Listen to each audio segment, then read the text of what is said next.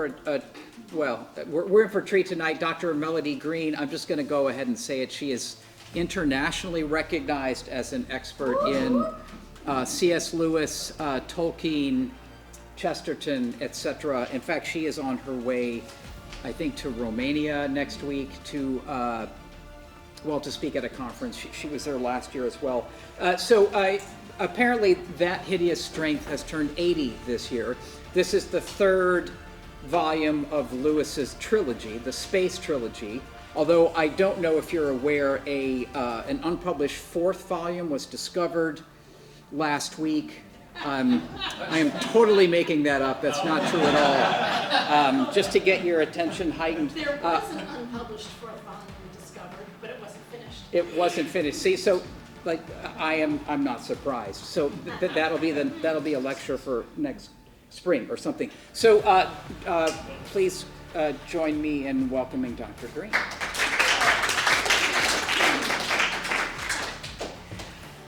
So, I'm just noticing my voice is not doing what it should. So if I start to lose my voice or if I start to get too quiet, you in the back be like, speak up, okay? But I'm going to start with a couple questions. First of all, how many of you have read That Hideous Strength? Ooh, how many of you have read it recently? Okay. How many of you feel like you remember enough that I don't need to go into great detail about the plot? Okay, that's about half and half. Those of you who feel like you know enough that I don't need to go into great detail about the plot, we'll see how this goes. I'm going to try to make both groups happy at once. We'll see what happens. So as Dr. Daly mentioned, That Hideous Strength turns 80 this year. Somebody asked me just recently, well, when did it turn 80? And I'm like, well, that's a tricky question, because if you Google it, it gives you two different dates for the British release. One is in August, one is in December. But as Dr. Daly mentioned, it is the third book in Lewis's Space Trilogy. Can I just get a show of hands again? How many of you have read the whole Space Trilogy? Okay. Is there anyone here who has read That Hideous Strength and not the rest of the Space Trilogy? Oh, good. I make students do that in one class, so you never know. So, as you may be aware, Lewis's fiction for adults tends to be an imaginative exploration of the ideas that he presents in his nonfiction. So, if you read a nonfiction book by Lewis, there's a good chance there is a fiction book that parallels it. For example, Screwtape Letters is a parallel to the second half of Mere Christianity. And you can do that with a lot of his books, or actually all of his adult nonfiction. His adult fiction books. Pilgrim's Regress is a parallel to Surprised by Joy. You get the idea. This particular book is a really good example of that. It's a fictionalization of what he explains in the short volume, The Abolition of Man. So, again, show of hands. How many of you have read The Abolition of Man? Fewer. Okay. In The Abolition of Man, Lewis is concerned with three things. The first, he discovers while he's writing book reviews, and he gets these different textbooks about teaching English sent to him that he's supposed to review, and he started noticing a trend. And that was that in these books that are supposed to be teaching English, there are subtle comments, examples, ideas that argue, convince, just rely on the assumption that abstract values do not exist. That if you say, for example, that is a beautiful waterfall, it is you, not the waterfall, that has a sense that it is beautiful. And that same thing gets applied to ethics and values. This, he says, is a problem because it leads to a society in which people largely ignore things that have been previously believed to be universal values. Rejecting universal truth or values opens up the possibility for a world that would be run on subjective truth, where progress for progress's sake becomes the ultimate good.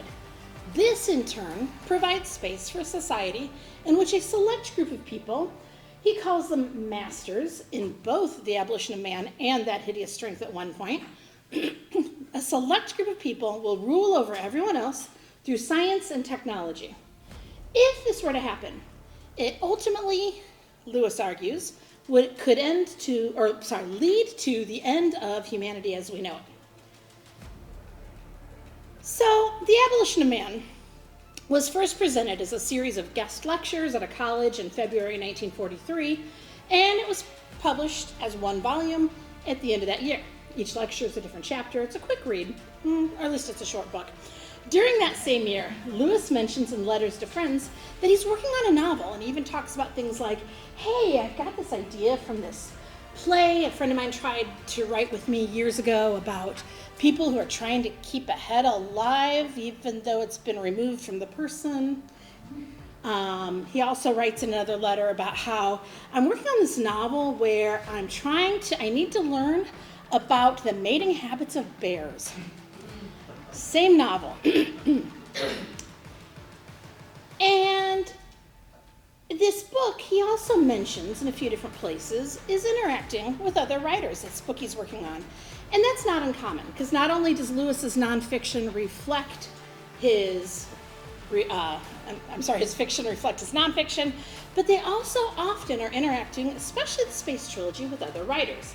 So Lewis's Out of the Silent Planet is a response to H.G. Wells' The War of the Worlds, in which aliens invade Earth and try to kill off humanity. Out of the Silent Planet, the first book in the space trilogy, reverses that. What happens if we're the ones who invade someone else? What if we're the bad guys? The second book in the space trilogy, Perelandra, is interacting with John Milton's Paradise Lost. It's a fictional retelling of the story of the Garden of Eden, in which Satan is by far the most interesting character, if you've read Paradise Lost. Lewis's retelling of the story takes place on the planet Venus, and it shows Satan to be less, not more interesting than anyone else.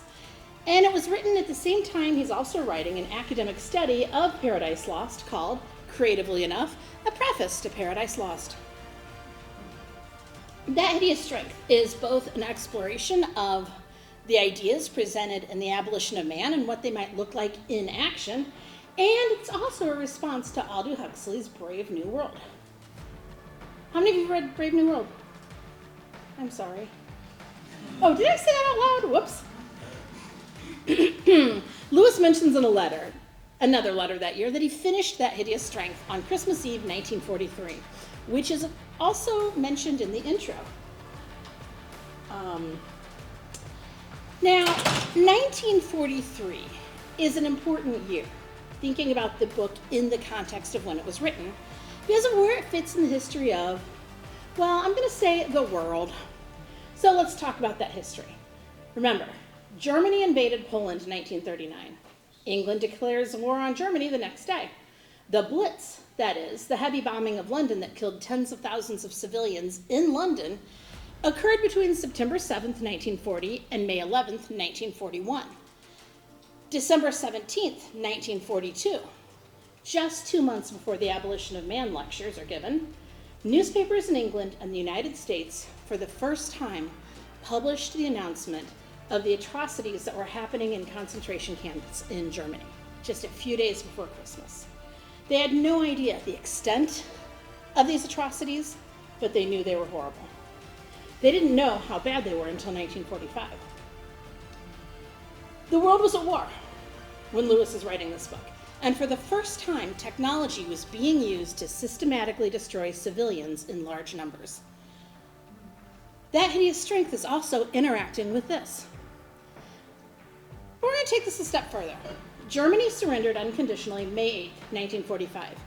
The U.S. dropped bombs on Hiroshima on August 6th and Nagasaki on August 9th, leading to Japan's surrender on September 2nd, 1945. That Hideous Strength was published either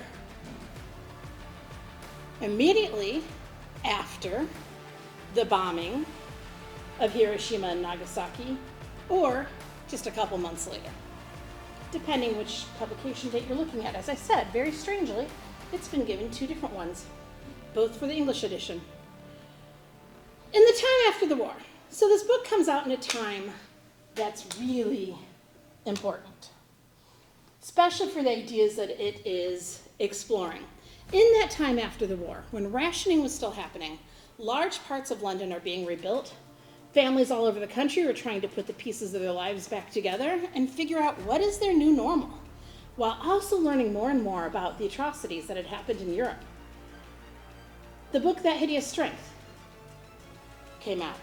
It's a book about power, about language, about relationships, and it struck a chord with many people. But time moves on. New readers begin meeting the book later, when this isn't quite as fresh. And then, even later, new readers meet That Hideous Strength, not the way earlier people had. Earlier readers had first encountered Lewis probably on the radio, listening to the lectures that became Mere Christianity. His book Screwtape Letters was a bestseller both in England and the States. He didn't have a lot of other books out yet that would have been popular, but then in the 50s, he starts publishing the Chronicles of Narnia. Readers who read the Chronicles of Narnia first, and then came to That Hideous Strength, had a whole different frame of reference, and many of them were quite confused at what they were encountering.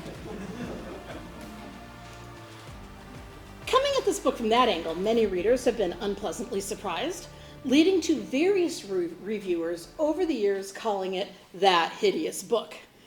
Apparently, for some reason, sex, violence, and human sacrifice are just not what readers who love Lucy Aslan and the rest are looking for. So the question arises, That Hideous Strength is 80 years old now. Is it a book simply for its time? A book maybe to be read today by those who are interested in the fiction of World War II and what happened around it, or maybe by those who want to have read everything Lewis wrote because, hey, it's C.S. Lewis, so you gotta read it. Or maybe even just people who just like that kind of story. It's a little bit gothic, a little bit horror, a little bit science fiction, a lot of other things. Or is it a book that is still relevant to us today, here, now, 80 years after its original publication? I'm going to argue that the answer to that is yes, or I wouldn't be here, right? So I'm going to talk about why I say yes, and I'm even going to throw some stuff in here about why I think it may be very relevant, more relevant here and now than it even was at the time when it was published. Before I do that, though, I'm going to give you another caveat. Wait, is that another caveat or the first caveat? I apologize. I think it's the first. You do need to understand, and those of you who have read the book know this, there are many, many, many things in this book to talk about. Scholars have taken vastly different approaches to this book, and there are many, many more angles on this book that need to be explored. I think if you are one of the people who've read it more than once, you've probably noticed that each time you read it, it's almost like reading a different book. Especially if you wait a few years, come back, wait a few years, come back. There's so much going on there. Some of you may have even read some scholarly interpretations of this book that I'm not going to touch on at all, and you'll be going, but, I apologize, but we only have an hour-ish, give or take. So we're going to stay focused on one part of the story.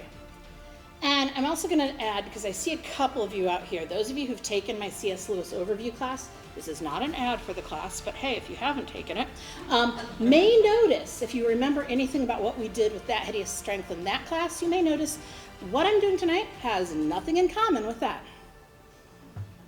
So you can take this class, or take this and then take this class too, or stay here and take this class, something like that. Okay, so what is That Hideous Strength? Maybe for those of you who don't remember, we better talk a little bit. So there's a vast corporation taking over England after World War II. It's something government related, but not completely government related. And it's kind of its own company, but it's not completely. It works out of a place called Belbury, an old mansion near a small college town called Edgestowe, which Edgestowe is loosely based on Oxford. If you've ever been to Oxford, you start noticing things like, hey, there's it's in a valley and a river runs through it. And there's a road that goes from here to Birmingham. There's some other hints that make it's Edgestowe, it's Oxford, a smaller version. This corporation uses sly means to buy land from one of the colleges in that university And ostensibly, they are going to build a new building that's going to be in the town itself. But there are problems. The biggest may be that there is an ancient well on the land that the college somehow accidentally sold to them. Nobody's quite sure how this all worked out. People voted yes after it had happened. But there's an ancient well that is believed to be somehow connected to the magician Merlin, and it is in the part of the property that has been sold. The college people are not happy about this, because that well is something they're proud of. It's not just that, it's part of their identity as a college. Now, this organization that it's been sold to is also part of the problem. They are called the National Institute of Coordinated Experiments, also known as the NICE, or if you think about how that is spelled, nice.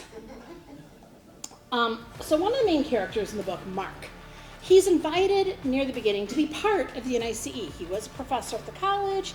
He gets invited to be part of the NICE. Somehow he finds out he accidentally, without knowing he did it, resigned from the college. Now he's got to figure out what's going on with his job at the NICE, because he might lose that too. But wait a second, if I lose my job at the NICE, things could be worse than that. So at first, though, he's excited to be there. He's been invited to be part of this group because he's excited because it's the future. This is where it's at. But as he stays longer and gets deeper into the organization, he discovers more and more disturbing things. Each person he meets is in competition against each other person to be part of the inner circle. But as soon as you're in the inner circle, you realize that's not really the inner circle. There's another inner circle. And if you play your cards right, you end up in the next inner circle, and they are the ones who really know what's going on. But then you find out there's another inner circle. Oh, they're the ones who really know what's going on. You get how this works. Ultimately, later in the story, Mark gets invited to be, well, not invited, he's invited, told that he will be killed if he doesn't do it. He's invited to join the inner circle. It's a group, come on in. 7:30. I'm sorry, it's starting at 7. Oh, Sorry, I'm glad you're here. So Mark gets invited to the final inner circle, where there's really only 2 people, but if he says yes and passes all the tests and somebody else says yes, there will be all 4 of them. This is where he discovers what's really happening, which we'll come back to. At first, because here's the thing, Mark has to sacrifice a lot each time he gets in deeper. He lets go of a lot. And there are even moments in the text where it tells us Mark had crossed the line without even noticing he had agreed to do so. At first, Mark believes that the NICE was the first fruit of the constructive fusion between the state and the laboratory on which so many thoughtful people base their hopes of a better world. It was to be free of almost all tiresome restraints, that is, red tape, which had hitherto hampered research in this country. In other words, Mark believed that the NICE was a generally benevolent organization that wanted the good for others and had managed to find a way by working with the government to eliminate all the rules that stopped them from doing the experiments that really were going to make life better for everybody. At first, Mark's not even bothered by the fact that the NICE manipulates their way into getting what they want by distraction and by playing language games, because that's how the inner circle worked at Bracton, his old college. He quickly learns that they also control people by fear, and, when it is felt to be strategically important, heavy-handedness, or even torture. While Mark has some difficulty figuring out where he fits in at the NICE, his bigger difficulty is figuring out exactly what the organization that he now works for does. For example, when he first heard about them, he was told that it will benefit humanity for centuries. That's nice, but that's really pretty vague.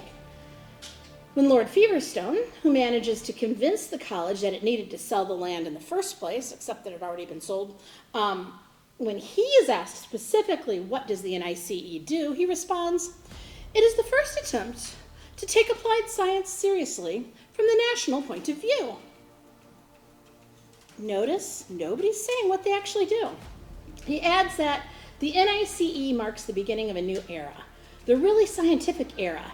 This is going to put science itself on a scientific basis. Still quite vague. But he gives a concrete example of how this is, actually, he's not the one, I apologize, somebody else gives a concrete example of how this is going to happen. The NICE has invented a new machine that compiles reports that get fed to it. It compiles them, it shows the connections between the reports, and posts them all in one place where anyone who wants to can see them. This pre-personal computer is called a pragmatometer and is believed by those discussing it to be the road to the future. It is believed that pragmatometry will create new jobs for the future. Colleges will start having chairs, programs, departments dedicated to it. Every career field and everything will need a pragmater. These new machines will make everyone's life better. And Mark is told it's going to be a big thing. Hundreds of people are going in for it. Now, it doesn't take a big imagination to see at least a connection between the pragmatometer, yes, I'm exaggerating for effect, I apologize, and the field of computer science, which was going to take off the next decade after this book was written. The computer, like the pragmatometer, did indeed change the world in countless ways. But as Mark soon discovers, pragmatometry is not central to the NICE's work. It's only a means to an end. That's not the inner circle. Even though the real purpose of the NICE is not clear yet to Mark, Lord Feverstone assures him that humanity is at the crossroad. But the main question at this moment is, which side are you on? Are you going to obscure? Are you going to stop humanity from growing? Are you on the side of order? Lord Feverstone goes on to explain that this is a very real war between progress and the other side, and that many people do not understand that, in his words, that it might be a real war with real casualties. They know now that we have at last got real power, that the question of what humanity is to be is going to be decided in the next 60 years. Let me repeat that. The question of what humanity is going to be decided in the next 60 years. Okay, so we're going to stop for a minute. If nothing else I have said so far sounds familiar, sounds like maybe this is why it's relevant to today, that last bit should. In the suddenly growing world of AI, there are several people who have made claims about how the future of humanity and what humans are to be will be decided in a very short period of time. These include people like Sam Altman, the CEO of OpenAI, the owners of ChatGPT, who in 2017 announced in a blog post titled The Merge that by 2030, humanity will have changed forever. Superhuman AI will exist, and there will either be human brain AI interfaces or humans will go extinct. Our own creation, he argues, will take our place in the story of evolution. If the human AI combination becomes the new human, he adds, we will need a lot fewer people around. In this blog, which remember was written back in 2017, he explains that this is not some futuristic dream because it was already happening. He says, our phones control us and tell us what to do when. Social media feeds determine how we feel. Search engines decide what we think. Sam Altman, remember, he is the CEO of one of the biggest AI companies there is, takes an extreme view of what will happen to humanity soon. And I will confess, I fell down a rabbit hole and was watching videos of interviews with him that are very recent. And he kept saying, oh yeah, we're on track by 2030. It'll happen.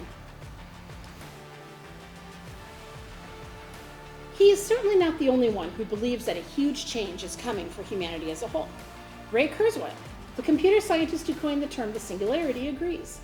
The singularity is the moment when technological growth leads to an irreversible transformation of human civilization.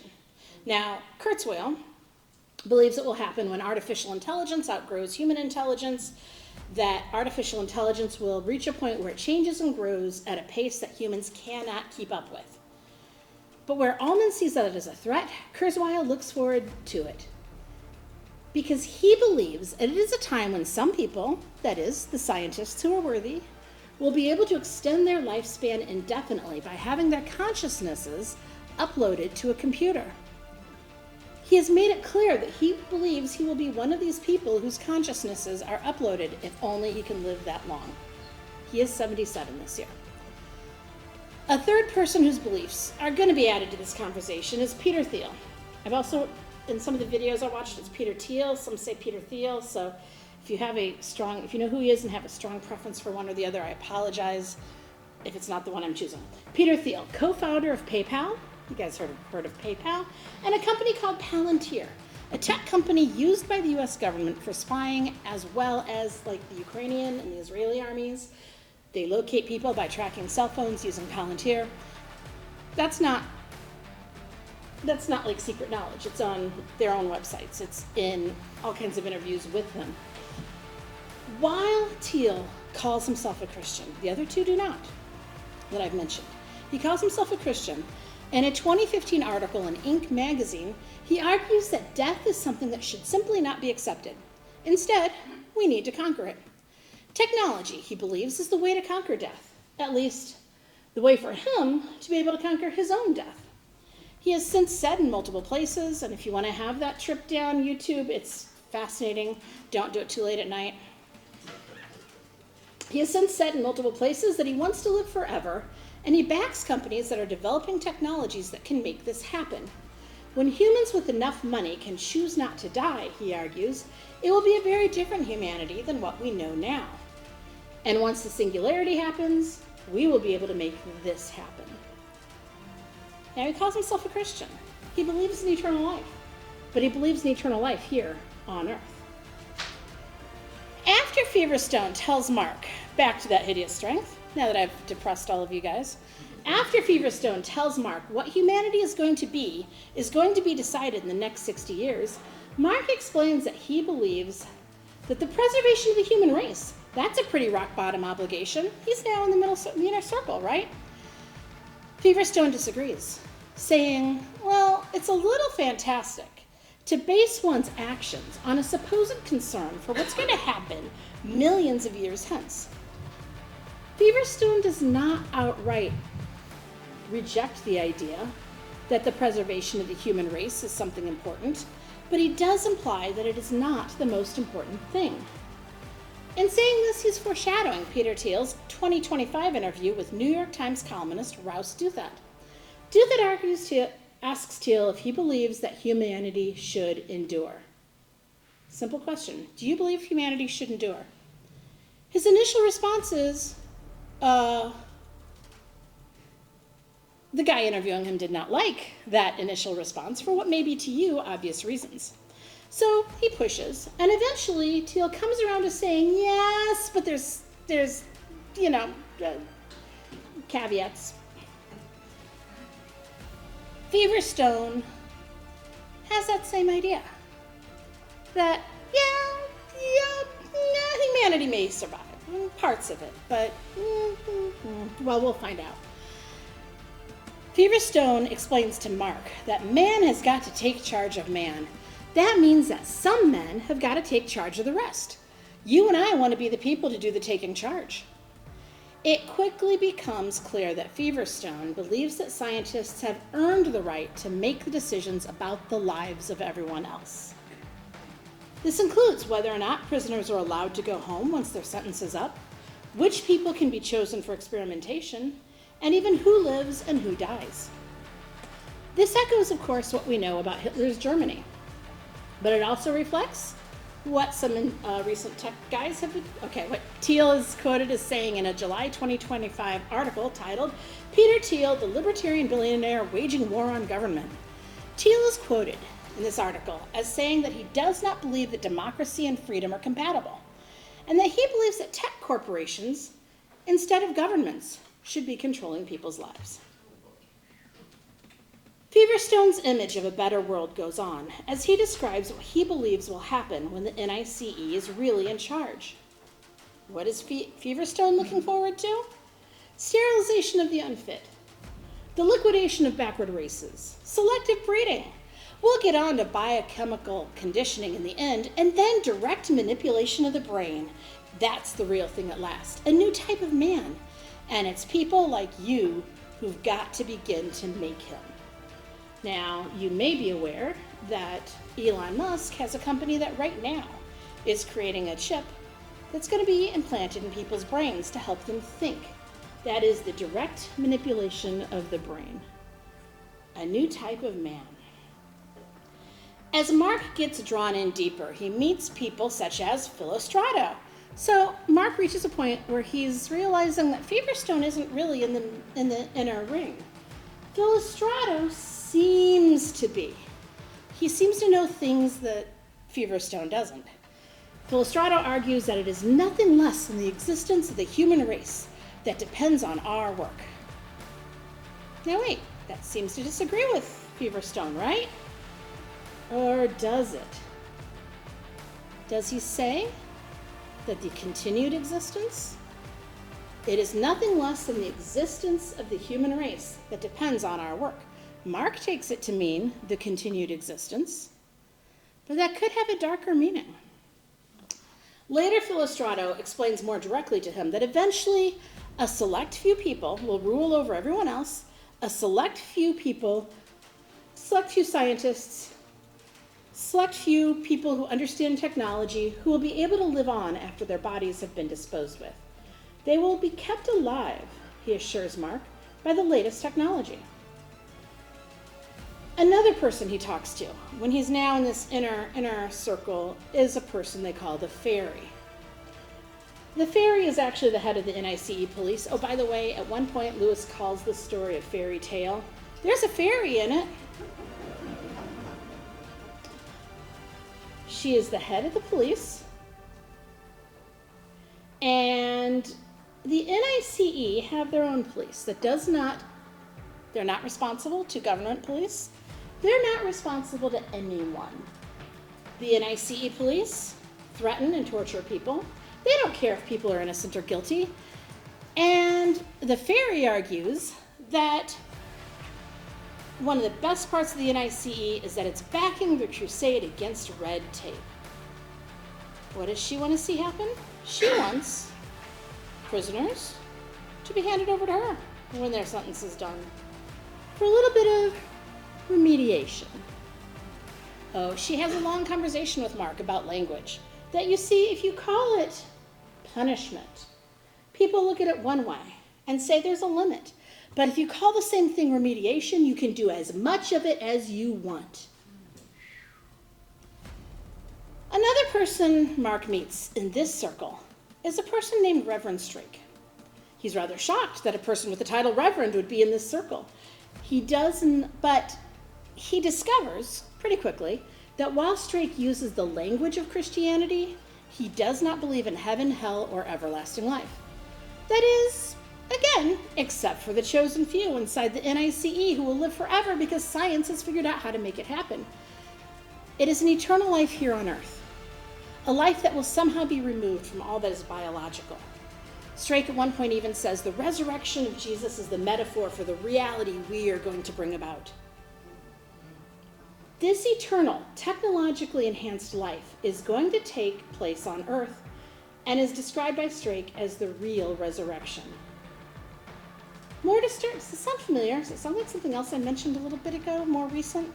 More disturbingly, Strake later tells Mark that the power of the resurrection is theirs already. And one of the things the NICE will be able to do in the future is keep people, not just keep people alive who they want to have stay alive, but keep people alive who they might want to punish. Keep people alive in order to torture them more. As Mark falls deeper and deeper into the power of the NICE, he eventually learns that he has been misunderstanding everything.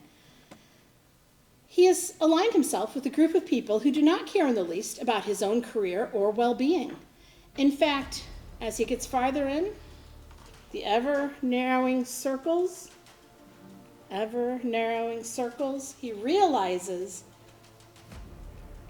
that his life doesn't matter to them at all. They have a purpose for him. They've included him for that purpose. And when that purpose is done, so is he. But it is a purpose that has allowed him into the final, the most frightening inner circle. And I'm just going to throw this out there. Anybody remember any other stories with inner circles that narrow and narrow? Somebody made a noise. Dante's Inferno. He's in hell while he's here. And he's getting deeper and deeper in. In this most frightening inner circle, he learns what most of the others do not know. Many believe that the NICE is being run by the brilliant mind of a scientist who has been kept alive after his execution for murdering his wife, by the way, which he did do. But that's kind of irrelevant because he's brilliant. The brilliant mind of a scientist who has been kept alive after his execution by means of technology. Mark learns, however, this is not the case. That head that they have there is not what people think it is. The inner circle, the innermost circle knows that that scientist is genuinely dead. Even when one of the people close to the inner circle says that death does not really exist at all. And instead, what has been speaking when the innermost circle goes to talk to the head? What has been speaking to them is something completely other. They are trying to figure out what it is. This is a dead head that talks to them. Not to be confused with other kinds of dead heads. They're trying to figure out what they are. So they know it's something more powerful than them. They know it's something bigger than them. They decide to call them the macrobes. There are microbes, these are macrobes. It's a nice scientific way of taking charge and giving yourself some control. Give something a name and you have some more control over it, right? It's a nice scientific name. It's also a neutral name. Of course, with those of you who have read the book before know, and those of you who have not can probably guess, these macrobes who are speaking through this decapitated head that they're keeping alive, but it's not alive, but they think they are keeping it alive. At least many of them do, but the inner circle knows they don't. Confused yet? These creatures are working deliberately towards the end of humanity, using humanity's own pride and belief in their own technology and belief in their own creations. These creatures are fallen angels or demons using technology to control. Again, it's not hard to see a connection between the macrobes, as they are called by the NICE, and future AI creatures that Altman believes will eventually rule us. Now, I'm not saying that they are demons, because they will be our creation,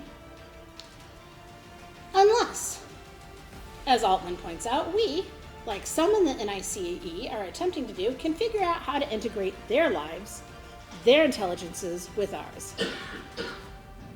Now, it would be interesting enough if this book that was published in 1945 was simply providing a view of a scary future that is not so different from what we're living in right now, and that was all there was to it, right?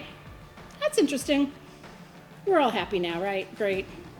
So glad I brought this all up. Well, there's more to the book than that. I've been talking about a character named Mark. The book is what you could call a parallel story. It jumps back and forth between two characters. I have followed the line of one character, Mark.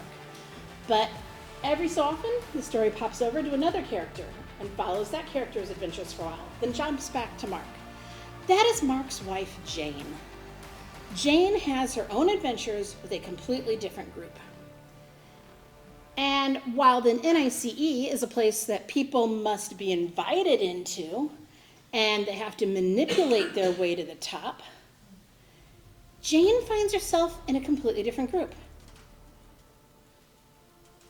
She finds out that the community at the house at St. Anne's is what it's called. People, some of them went there because they had no place else to go. Some of them lost their homes to the NICE. One of them, her husband, is in prison and she had no place to go. Others had other stories.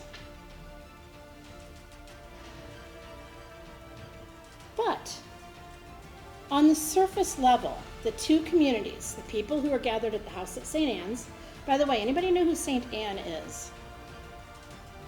Names in C.S. Lewis books are often deliberate. St. Anne, according to tradition, is the name of Mary's mother. It's a place that is protection, a place of goodness. If Mary grew up there, it's got to be good, right? There's also implications of purity and innocence in that name. But, as I said, Jane looks at this group and sees things that the reader can see are superficial similarities to NICE, the NICE. For example, both groups have someone they call the director. Philostrato explains to Mark that our head, the director, okay, sometimes they call the person that most people think is ruling the NICE, sometimes they call him the director, sometimes they call him the head. Get it? Decapitated head. Okay. Our head is the first of the new men, the first that lives beyond animal life. And as far as nature is concerned, he is already dead, but he will speak to you, he says to Mark. Where the director of the NICE is believed to be someone who is beyond death, the director at the house at St. Anne's is something completely different. He may be said to also be beyond death. But this is not because he has died. It's because he has not died. The director of the group at the house at St. Anne's is a guy named Ransom. Ransom, in the space trilogy, first went to Mars, then he goes to Venus, Paralandra, and while he is in Paralandra, because he has been exposed to this air that is a completely different quality than ours, he cannot age or die. In fact, it invigorates him. When he comes back to Earth, he's kind of stuck, which would sound great, right? Except there's a problem. He got wounded in his foot, in his heel, to be exact, while he was on Paralandra. And because he's stuck here on Earth, that wound will never heal. He cannot age, his wound cannot heal. It looks really cool to be able to live forever. But there's an issue. Now, at the same time, this ties into parts of the King Arthur story that are really cool, but we don't have time to talk about them. We can talk about them later if you'd like.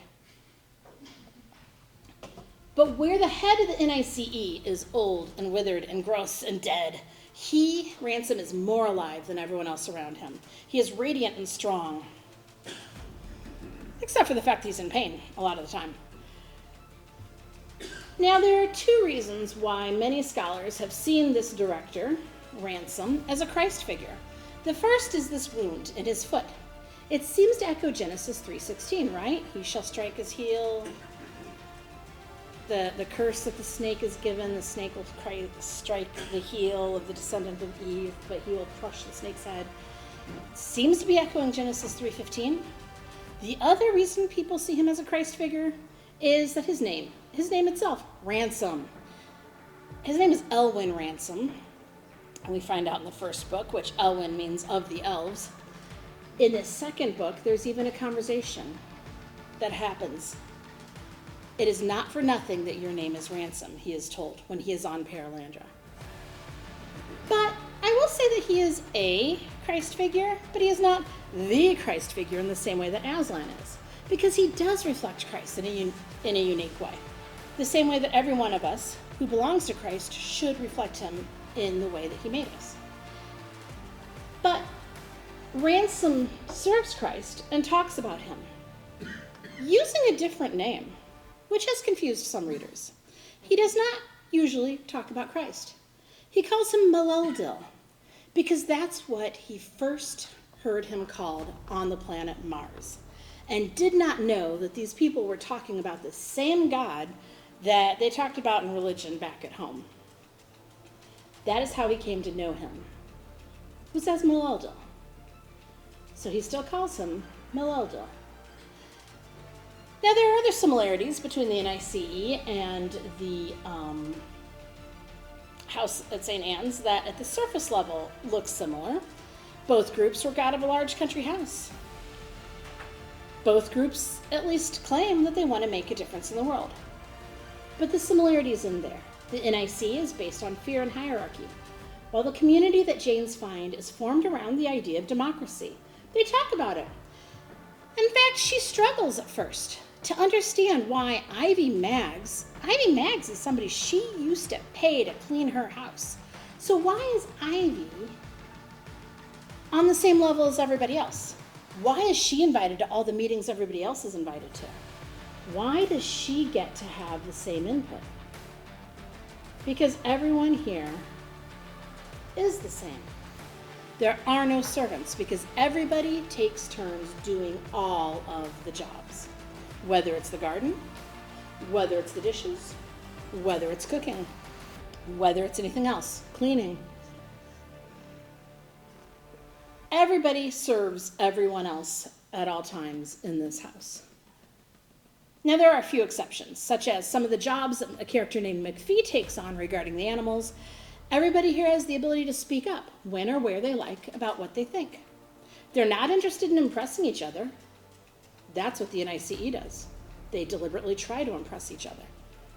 They're not interested in one-upping each other. They're not interested in jockeying for position because they already know their position. They're all the same.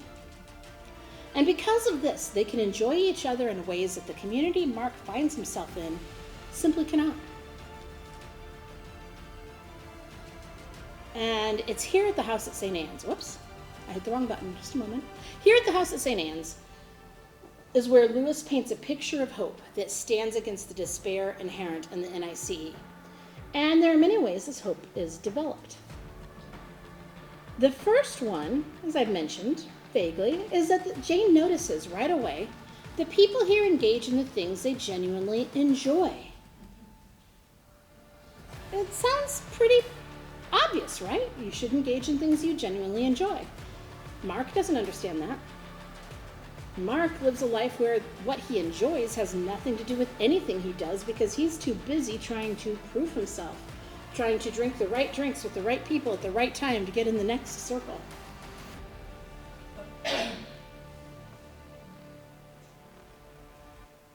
Enjoyment, in more than one Lewis book, is presented as part of our getting to know God and who God made us to be.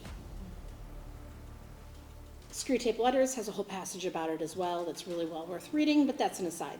Anyway, when Jane first gets to know some of the people on the good side, the House of St. Anne's people, she doesn't even know that that's what they're involved in, but she gets involved in a conversation with them about weather. Now, many of us have gotten in conversations with people about weather. We often do that when we're at the end of a conversation, or we don't want to talk about something, or we really have nothing to talk about with someone. It's nice weather we have outside, but these two, Arthur and Camille, love weather. And they want to talk about weather.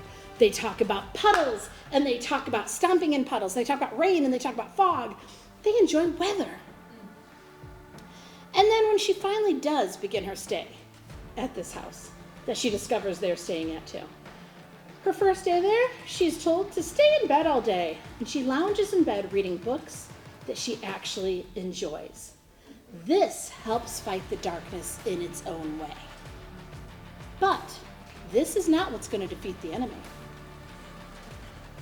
The group at St. Anne's meet at one point to discuss how are we going to defeat this enemy. The NICE knows they exist. They know the NICE exists. The big problem is they're one household full of people, including a bear and a bird and a cat that all live with a handful of people. And they understand that while they know what the NICE is doing for a variety of reasons, they cannot themselves draw up an army. They cannot change the government. Instead, the conclusion they come to, which makes McPhee not happy, is that they need to be patient and trust Melilda. I'm going to talk about McPhee for a moment, because he's also an important difference. In the NICE, everyone is always trying to convince everyone else I completely agree with you on everything. I am supportive of all of your ideas. I'm on your side. But the house at St. Anne's doesn't work that way. McPhee is the odd man out because McPhee, everybody else, well, Jane's not yet, but everybody but Jane and McPhee at the house of St. Anne's is a Christian. McPhee is an atheist. McPhee is there to bring up all the ideas that he thinks they haven't thought about. McPhee challenges everything. McPhee asks hard questions. Sometimes they're hard questions everybody needs to be thinking about. And sometimes they're questions that he simply doesn't understand because of where he's coming from. But he's welcome. He's welcome to be part of this community. In fact, he is a central part of the community because they're not there to make each other feel good. They're not there to prove to each other how smart they are, how great they are, how much better this person is than that person. They are there to work together, to love their neighbors, and figure out what that means, what following Christ means in community. They also come to terms with the awareness that solving this, that challenging the NICE, is based in the fact that each member of their household has a different calling. Jane, for example, which I won't go into now, she is the one who will end up leading a party on a dangerous expedition. It has to be Jane. Those of you who remember the book recently, you know why it has to be Jane. For those who haven't read the book, I don't want to give everything away, right?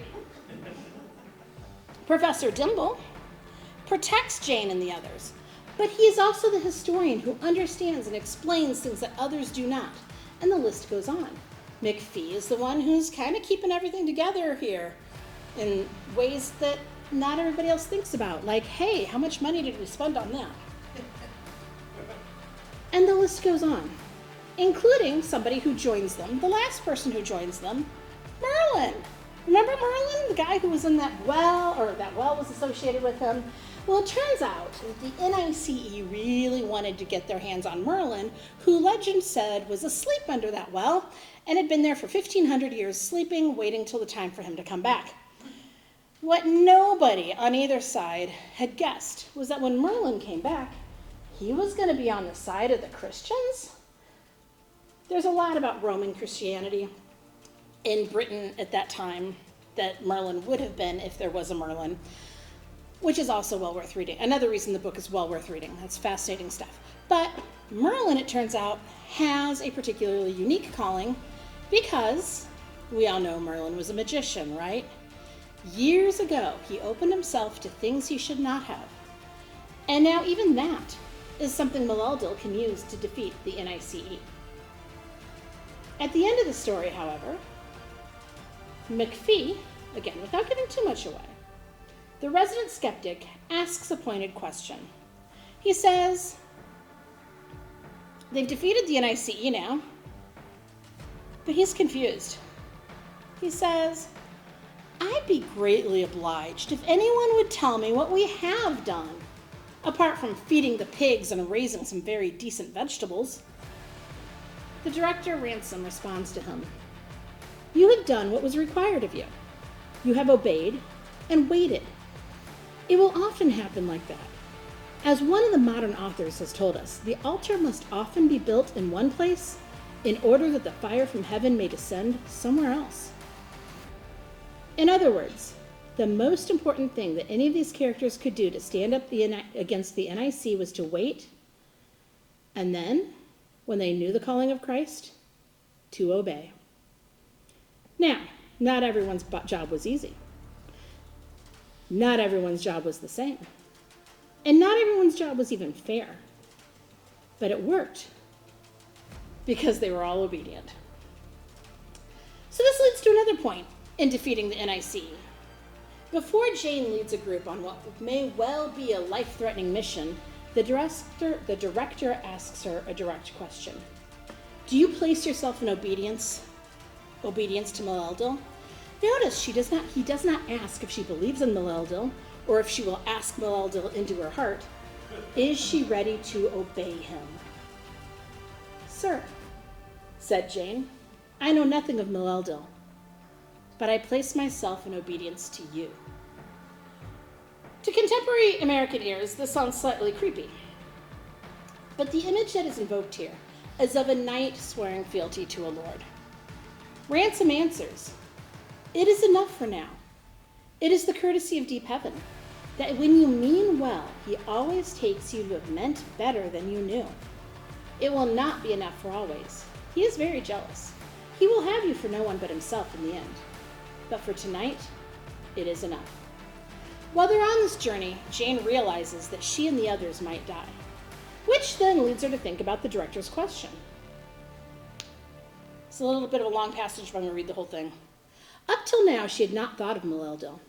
She did not doubt that Eldils, which Eldils is just a word for angels in the book, and Mel-Eldil literally means the one above all the angels. She did not doubt that Eldils existed, nor did she doubt the existence of this stronger and more obscure being whom they obeyed, whom the director obeyed, and through him the whole household, even McPhee. If it had ever occurred to her to question whether all these things might be the reality behind what she had been taught at school as religion, she had put the thought aside. The distance between these alarming and operative realities and the memory, say, of fat Mrs. Dimble saying her prayers was too wide. Really, it now appeared that almost anything might be true. The world had already turned out to be so very unlike what she had expected. Meleldil might be, quite simply and crudely, God. There might be life after death, a heaven, a hell. But, she thinks to herself, but this is unbearable. I ought to have been told. She was. While Jane's conversion does not happen until later, the seeds of it have been planted here. Later, she has a disturbing experience with a supernatural being. Those of you who remember this book, this is one of the more disturbing scenes for a lot of people in the book. She goes into a room and sees someone she does not expect and does not know who they are, but boy, is it a problem. She has a disturbing experience with a supernatural being, so she runs to the director, who tries to explain that God's love for us is like a man's love for a woman. While this metaphor does come from the writings of Paul, he doesn't mention the Bible. Dimble does at multiple times throughout the story, and he often will even say, "It's all in St. Paul," when he's explaining other things. After this conversation, Jane walks outside to think. And here's what the text says she thought. The director never talked about religion, nor did the Dimbles, nor Camilla. They talked about God.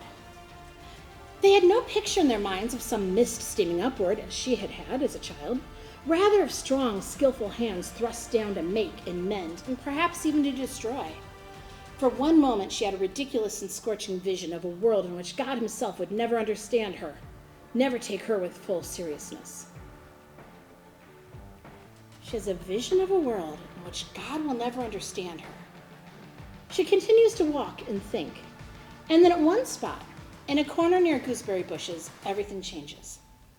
What awaited her there was serious to the degree of sorrow and beyond. There was no form or sound. The mold under the bushes, the moss on the path, and the little brick border were not visibly changed, but they were changed. A boundary had been crossed. She had come into a world, or into a person, or into the presence of a person. Something expectant, patient, inexorable met her with no veil of protection between. In the closeness of that contact, she perceived that the director's words had been entirely misleading. This demand which now pressed on her was not even by analogy like any other demand. It was the origin of all right demands, and it contained them. In its light, you could understand them, but from them you could know nothing of it. There was nothing, and had never been anything like this. And now there was nothing except this. Yet also everything had been like this. Only by being like this had anything existed. In this height and depth and breadth, the little idea of herself, which she had hitherto called me, dropped down and vanished. The name me was the name of a being whose existence she had never suspected. It was a person, not the person she had thought, but it was a thing, a made thing, made to please another, a thing being made at this very moment without its choice in a shape it had never dreamed of. And the making went on in the midst of a kind of splendor or sorrow or both. And this all happens in a flash. She's not thinking this through. It's an instant knowledge. Something happens. Lewis here is trying to describe the moment of conversion in language that asks us to look at it from a different angle. It somewhat reflects what he says about his own conversion. Now, he talks a lot in different places about the long journey that he took to come to Christianity. But then when it comes down to the moment of change, he says that he got into his brother's sidecar on his brother's motorcycle. They were going to the zoo. When he got into the sidecar, he was not a Christian. When he got out at the zoo, he was. A change. Jane immediately, this happens, she knows she's changed forever, but she immediately works through multiple experiences. She has a desire to hold back, to say, no, not that. She has to figure out how to let go of herself to find Maleldo, that is, to find Christ. Another struggle she had. She wanted to step back and say to herself, you have had a religious experience. Not everybody does. How much better you will now understand the 17th century poets. Now, this is particularly tempting for Jane because of her own work. The book begins with Jane, a recently married grad student, thinking about her thesis. She's supposed to be writing on what she calls the triumphant vindication of the body in the poetry of the 17th century poet John Donne. Donne's later poetry, written after his conversion and after he'd become the pastor of St. Paul's Cathedral in London, sometimes uses sexual imagery to work through his relationship with God. At the beginning, Jane assumed that she is an advanced modern woman. At the beginning, when she's writing this dissertation, I'm an advanced modern woman who can talk about such things freely. But she's shocked when she comes to the house of St. Anne's to discover that it is her Christian friends who are the ones who view sexuality as healthy and right, and the NICE, the ones she knows who are not Christians, who want to abolish everything bodily based. Besides Jane, the only other person at the house at St. Anne's who's uncomfortable talking about these things is their resident atheist, McPhee. The fact that this itself is part of Jane's conversion experience again highlights the differences between the NICE and the people in this book who are on the side of Christ. So ultimately, it is not battles, it is not wars, it is not protests, but it is obedience, doing what needed to be done at the time that they knew it needed to be done, obedience to Christ and faith in Christ that defeats the NICE. Wait, were you looking for a different answer? Something to think about. That does not mean, seriously think about, what does it mean for you to obey Christ in a world that has AI? How does this work? We'll have other people talk about this a whole lot more the next 2 sessions.